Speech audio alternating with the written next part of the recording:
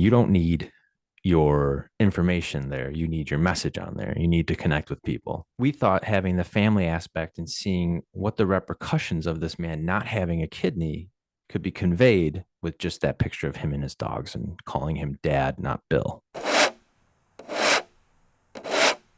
We've got Timmy Boy, Tim Gallivan on today's podcast. Welcome, Hello, Tim, everyone. your first Sidewalk Talk episode. So, Very excited. Tim, yeah, we're excited to have you. Tim became a shoveler a few months ago. Mm-hmm. Comes from the world of billboards, and we thought that would be a good discussion to have today is on billboards, and how they work, how you can make them, if we're talking to a marketing director of a small business or a small business owner, how that person can utilize and leverage billboards to their advantage. With your background, we just thought you should be talking about that. But I want to start with, because we always talk about the power of sound, and we utilize and believe in leveraging sound to tell stories. And obviously, as of now, billboards don't really have sound. So how is it? And you've always talked, Tim, I'm taking words out of your mouth, but you've always talked about, well, you use billboards to tell stories as well. Can you explain to that marketing director of a small business how they can still utilize storytelling in billboards when you have so few words? Yeah. I think that was a challenge a lot of the times when we would, go out to these business owners and ask them, prior to like making the sale, we were trying to figure out, who they were, their competition, the typical stuff that you would try to find out when, trying to put a campaign together for them. Um, what comes to mind for me, just a couple personal examples. So like you were saying, the there's not much time for you to read the message on a billboard because a lot of them are on our biggest arteries like highways around the city or throughways, and you only have a certain amount of seconds for you to see the image and register what the image is trying to tell you. So we always would say, use like 7 words or less, avoid your email addresses or phone numbers or stuff like that to, you know, declutter the message, because nowadays people see something and they just Google it. They don't look for www.blah.com. They just Google whatever it is. It brings them to their website and you're rolling. So that was something that we always would push, is that, you don't need your information there. You need your message on there. You need to connect with people. Um, One of the biggest ones that I have always resonated with is, it actually happened around the end of my tenure there, was we had a person call in, and his name was Bill, uh, and he needed a new kidney, and he was, struggling finding one. So that we had in the past have gotten someone with a kidney. A donor went by a billboard like twice. They were like a truck driver. It was a pretty awesome story. The news covered it. So Bill decided to do this as well. So I spoke to Bill. We went over kind of how we would approach this. And I said, well, first we need a picture of you so people know who they're giving this kidney to if they're going to make this, sacrifice. So he sent over pictures, and there was one that caught me and the artist and myself's eye, and that was a picture of him with his 3 bulldogs sitting under a tree.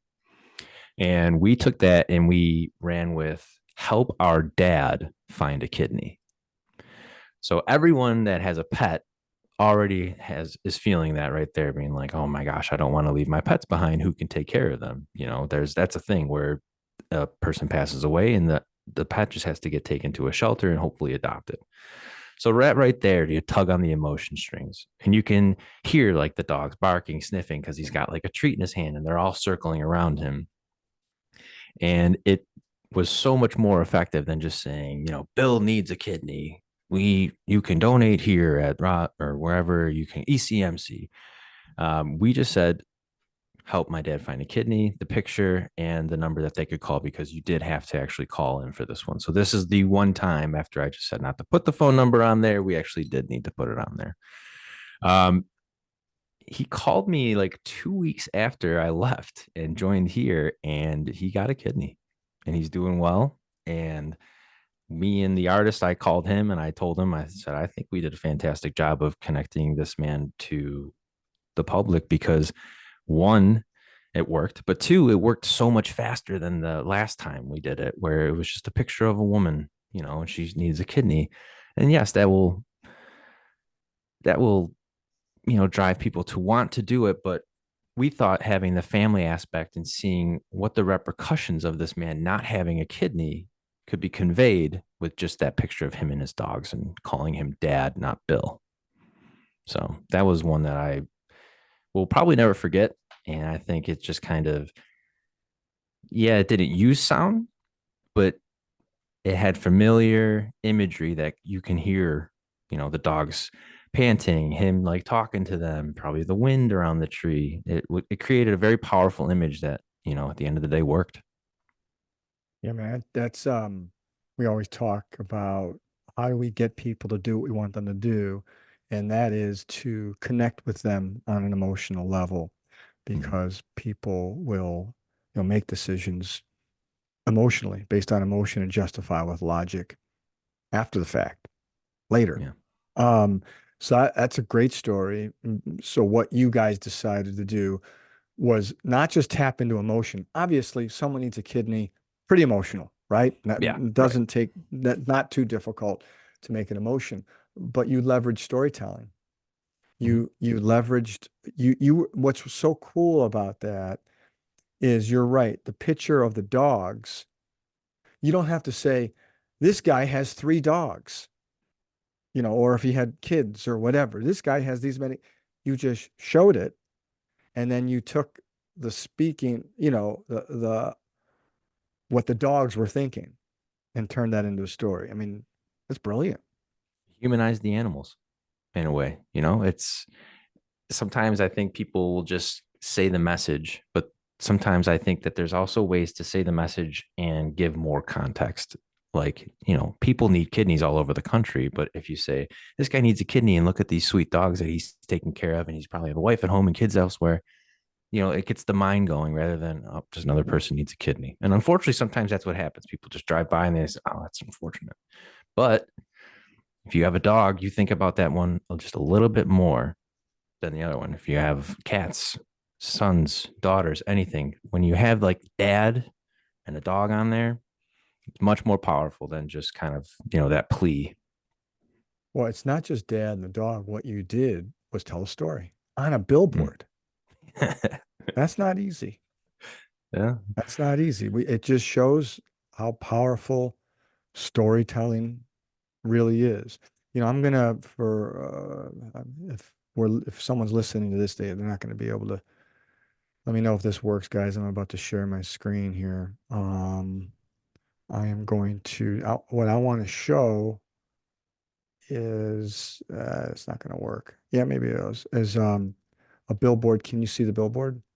Oh, Can yes. you guys visualize? You can see that. So obviously you can't in audio. So when Tim was at Lamar, um, this was part of the reason that we wanted him on our team is so Lamar offered all the account executives an opportunity to advertise on the bill. I think it's smart. It's really smart. Advertise on the billboard why someone should hire you, right, Tim? I mean, Yeah. why would, and so, no, most people, if they do something like this, you're going to see maybe their picture. Like, it reminds me of an real estate advertising. Yeah. Brutal. Brutal. It Oh, always yeah. shows Jane Doe, $50 million seller or whatever, $50 million worth of listings. I'm number one, They're all very successful. They're all very successful. yes, of course they are. So, but so that's what I would assume most of the ads were. Call me at 716 3 whatever it was, or here's my email address or something like that. Mhm. You didn't do that. So again, anyone listening can't see this, but anyone watching can see right now one of the billboards you did. So why don't you walk us through the thought process and explain the campaign? Remember, not everyone can see Mhm. this. Yeah. So Yeah, like you were saying, we came up with the idea all together. My sales manager made a really big push for it that, if we believe in our product, we should be showing them that we believe in our product. And we used it to, try to acquire more customers and have drum up some interest of having people reach out to us, ask questions and maybe even, get one to see like what the results that they can have. So um we were all like brainstorming ideas. And I've always had an affinity for comedy and humor. Um, so I was taking the approach where I'm like, okay, how can I not make a fool out of myself, but make people look at this image and be like, who is this person? And like, he works for this company. And I really wanted to, just not confuse him, but really like try to stick out in people's brains. And I was talking to my artist and we came up with the idea of how about just putting a ton of my faces up there and begging the community to replace them and saying that, please replace this face and you would be doing the entire city a favor. So you can get those faces off the board and replace it with your company. Um, like I said, I like to take a humor approach most of the time when I have to do something. Um, and, you know, I have had people to this day come up to me and say, you look familiar. And I'm like, well, you might have seen me on about 672 square feet on the 33. And they'll be like, oh, yeah. And, you know, did they want to advertise with me? No, but they really have recognized me since then, including family members, my in laws. I was at a family reunion for my wife's, and they said, "Oh, Tim, we saw you. We were stuck in traffic and we just kept looking at you over and over and over again." And I kind of forgot that that could be a possibility. Um, but, it's a way to connect with people. It wasn't just the typical, hi, I can help your business. My name's Tim. Please give me a call. Here's my business card. It was a creative way to approach, what we can do. And I really wanted to show people what they could do. It's not just, you don't just have to put your business name up there and, what you do. I mean, that stuff is important, but, you have to make it an impact and be memorable. If you really want people to connect with your campaigns. I mean, like we were saying, the power of sound. One thing I always, or I think everyone in Buffalo, probably around a lot of like the East Coast, can recognize if there was a large man on a board and the word huge was spelled out on it, everyone around here would pronounce it a certain way. So you have to kind of come up with creative ways to get your image out there, but also try to, in my opinion, do it creatively and so making it memorable as well. Yeah, so if, for those listening, the faces on the billboard are just goofy faces of Tim. Yeah, one's with my mouth open, And one's shrugging, one's kind of like a big model eyes. pose with a fist on the face. One is again very nervous and it's just trying to show all different sides of emotions. For me, trying to make it look goofy and trying to like break down that exterior of, you know, having a conversation about your business and how we Right. can help. But what this does, so I mean, Mhm. it wasn't up very long, and then obviously you No, left, yeah, so they can't keep it up there. yeah, And it reminds me of the beginnings of successful campaigns that we've done. So it was in the early stages. In the early stages, it's usually like, hey, I saw your ad, I heard your ad, or whatever. It's like, oh, well, great. And then a lot of people will be like, oh, they didn't buy anything. Well, we're not looking for immediate results. yeah. We're building a brand. So what this tells me, and let's just say that it continued for a Mhm. couple of years, even. This says you didn't write this. It doesn't say this, but this is what it's saying is, you know, uh, it, I can make fun of myself. It's okay. I like to laugh. Um, I do I can stand out. If I can make you notice this, well, what could I do for your business? Right. Yeah, So, yeah, it's multiple things. And it's like, this guy's kind of a goofball. Now, for some, they might say, this guy isn't for me. And that's Right. okay because Yeah. you're not for them. If they don't want to have any kind of, if they're, I mean, you're all business, but when they're when they're all business, there's no laughter, there's no whatever. Just like some people, we talk about bedside manner of doctors. Some Mhm. people want them to be soft and coddle them, and other people just say, just get right to it, doc. And so that doctor, the different docs are for different types of people. So, but someone that says, I like this because I like to laugh. Life isn't so serious. Business is serious, but life Mhm. isn't so serious. And so I want to talk to this guy. I want to tap into his creative abilities. And this says, you didn't write in copy. I'm creative. You know, it's just right there.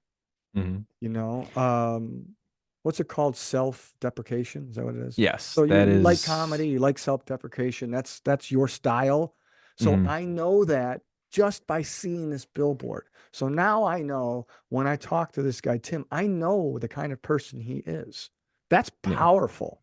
And again, for some people they'll say, I want to know more about this guy, I want to see if this guy can help my business. At the least, I'd get a good laugh. For other people, they're going to say, I don't like that. And that's good. That Right. means we don't waste anybody's time. You're not for everybody. Just like our company, Shovel the Sidewalk is not for everybody. And so I love this campaign. It takes some thick skin too, but obviously there's creativity and it tells a story. Mhm. And so those are a couple of the reasons we said, we got to really see if we can talk to this guy Tim and get him on board because he understands the power of storytelling. Remember that, Yeah, Jim? We I were going through that. We saw that stuff like this guy. He's Yeah, definitely one of those situations where it's like, what's this guy's story? exactly, exactly. yeah. Um, Go ahead, Tim. I it's just like because people ask me, they're like, well, you just look like you're just being goofy up there. And I'm like, well, yeah, but I also have graduated high school and I have a college degree and I've never been fired from a job. So yes, I can have fun, but I know when business is business and when humor is humor. This is a jumping off point to introduce yourself. And then yeah, once you start talking to me, they're like, oh, okay, he's got a head on his shoulders. He's not just off on a whim all the time trying to make a fool out of himself. No, I like to think about things just a little different. And like you're saying, Steve, self-deprecation is huge in my life. My favorite comedian is very self-deprecating, and I've just kind of adapted that style, um, with all aspects of my life. Well, but what you did is in both of these examples, with the gentleman needed a kidney, and then your campaign, both were humanized through Mhm. storytelling. Both campaigns that's why they work. Yeah. Is you're being, and you're being you, and people want to connect with you. They don't want to connect with, they want to connect with who you really are. They don't Mhm. want to connect with fake you, which is what a lot of marketing involves, a lot of cold calculated thinking when they're advertising. And you're willing to just be you. And again, that's for some people, it's not for everybody, but those Yeah. people that connect with you and your self-deprecation, it's a grand slam. It's a grand Mhm. slam because you already know that your personalities will connect. Mhm. Um, there was Goose Creek Rural Fire Department. We did a campaign for them, Jane. Remember, we did so there be the Goose Creek difference was the slogan that they've rallied around in volunteering and making a difference in your community and helping your neighbors. And we humanized that brand utilizing billboards. It was a digital campaign. So that way we could show, let's just say, I don't remember, say 10 different members, 10 different volunteers. We'd have their picture and we put that. Oh, there was two different ones. One was the digital where you could rotate in people. The other one was a regular one. What's it called when you have a regular size? It's not digital. It's a Like a Home static? static. poster, Yep. static. Yeah, Mhm. static poster. But we put the members on it, Mhm. and we just kind of So somebody driving down the street sees their neighbor, like, oh my gosh, and I didn't even know she was a volunteer. And it's pretty much be the Goose Creek difference with their name on it, and it connected because we had other people who joined referencing those billboards in that campaign that Nice. they saw others up there, and they thought that was really cool. Speaking of South Carolina, let's talk about this billboard that we were just down there gathering content for Goose Creek Rural Fire Department and all those heroes down there. But while we were there, there's Tim again. Oh, yes. I can't again. While we were there, and again, people listening can't see this, but we did see this billboard that Jamie and I drove by. And we loved it. Um, but for the wrong reasons. We loved it for the wrong reasons. They made it human by using language that a lot of times people say. So it's a quote, I trust them, EM. Instead of I trust them, I trust them. That's how I love that. I think that's great. And it's a short, Tim, right? It's got 3 Oh, yeah. words, 2.5 Quick words. read. And then on the bottom is the name of the company, Gerald's Tires and Brakes. Where they missed the mark on this is the name of the person is underneath, I trust them. And if you're watching on YouTube, you can see the name of the person is actual customer. And that doesn't work. Okay. So I trust them if it's Betty from North Charleston or Betty, whatever her last name is. But that's a tough one. That's a tough pill to swallow as actual customer. So I'm going to humanize the brand, maybe a picture, right, Tim? A picture Yeah. of that person. So if you have a small business and you have a customer, testimonials are very Yeah. powerful things. So, Tim, walk me through. I have a picture, right? Maybe of Oh, Jane, yeah. where Jane is from, or something like that. I don't have to say actual customer. No. It takes away the credibility when you say actual customer. I don't believe it now, right? They missed the whole. But Yeah. if I saw Jane and she's from North Charleston, could maybe I trust them as their internal rallying cry or whatever it is, right? Mhm. Would that still work? You could have it's a smaller board too. Yeah. But would you So have a photo and then am I onto something or is that telling a I would, story or no? yeah, I would say that, you have I trust them, and then, maybe Jane from North Carolina shaking hands with Gerald himself, or Mm. maybe a manager of a store. Putting a face on there from a Gerald's that they'll recognize if they use the service is a huge step right in the right direction. And, we also know that that's not someone's name, actual customer, because it's not capitalized. So we do know, in fact, that it's just a random customer and not someone Yes, named that. yes. But So yeah, I think yeah. pictures of people who work there. So when you walk in and Mhm. you see, you're like, him or her, it already takes a little bit of pressure off because one, well, you're in the right place. And two, oh, this is recognized, it's familiar, and you start to relax just a little. I mean, still probably gonna like panic once you see the price that they quote you. But when you first get there, it's a little less stressful because you can immediately you immediately recognize someone and make a connection. Yeah, I could see that campaign. So there's the testimonial of a customer. I trust them. Mhm. If this is where they're going and maybe it's been there for years, again, we don't really know. But you could also, if you have employee, which again is the Hollywood effect, they put a picture of an employee up there. The employee think, wow, you think so highly of me. You're going to let me represent this company, represent the brand image. That's pretty powerful. And then the employees, neighbors, and friends, and all see it on the billboard. Very, very powerful. And then maybe it's not I trust them, maybe it's just trust them, Yeah. and Jane, whatever her name is or whatever his name is, it goes on there. Now we did do a little research. I don't see trust them anywhere on their website and stuff. They have great social media, so shout out to the social media company that they retained. I can't remember who it is, but they get it because on their social media, it humanizes their brand.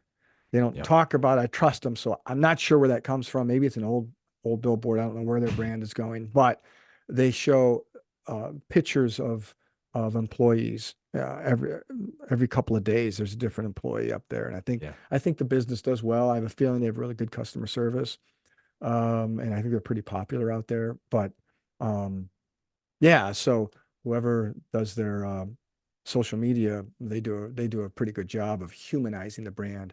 I guess the point is here today is, oh, here's their social media. Am I sharing still? I'm not sharing. Anyway, Yeah. you can check out their Gerald's Tires and Brakes, good social media where they, yeah, they have pictures of employees and really good stuff. Anyway, People I think trust them.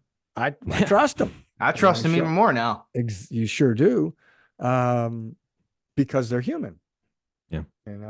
I think where we go today is whether it's billboards or your Facebook or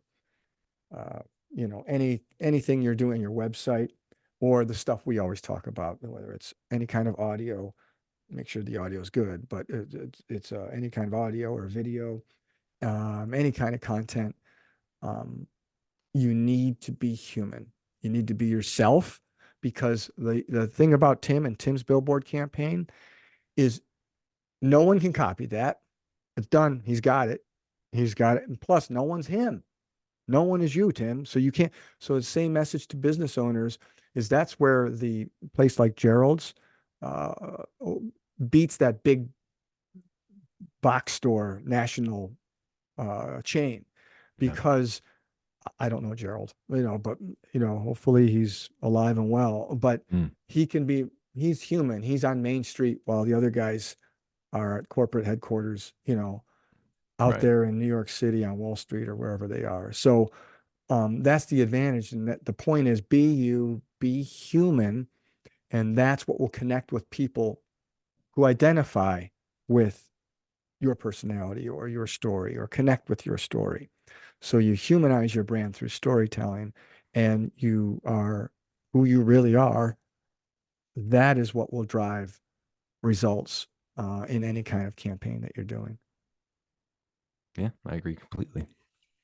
Be unapologetically yourself. That's what I was on those, and I don't regret it once, because it's like, I mean, that's who I am to a T. I mean, I sent it all my friends. They're like, yes, this makes sense, and sometimes that's the best person you can be, is just yourself, and that's the way you can connect with people.